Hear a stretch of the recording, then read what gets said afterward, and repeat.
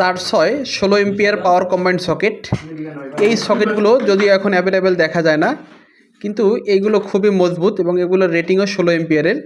এই সকেটগুলোতে রয়েছে আলাদা একটি গ্রিপ ফিউজ রয়েছে, আলাদা ওয়ান ওয়ে পিয়ানো সুইচ এবং সকেট, আর এপাশে একটা ইন্ডিকেটর রয়েছে। এটার কানেকশন সিস্টেম দেখব। ফিউজ এবং সুইচ এগুলো সবসময় সিরিজ কানেকশন হয়ে থাকে। এই প্রথমে লাইন এনে এই কিন্তু ফিউজে ইনপুট করা হয়েছে, ফিউজ থেকে লাইন বের করে সুইচে ইনপুট করা হয়েছে, সুইচ থেকে লাইন বের করে এই আপনার ইন্ডিকেটারে কানেকশন করা হয়েছে একটা, এবং এই এল লেখাতে টার্মিনাল এখানে কানেকশন করা হয়েছে। অর্থাৎ সুইচ অন করলে ইন্ডিকেটার জ্বলবে এবং এই এল লেখা টার্মিনালে লাইন চলে আসবে।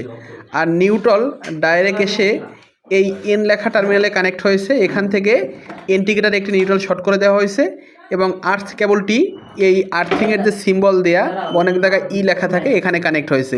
এই আর্থিংয়ে যে কেবলগুলো ব্যবহার করা হয় এগুলো হলো আর ই কেবল, এবং ফেজ এবং নিউট্রালে আমরা আর এম কেবলগুলো ব্যবহার করে থাকি।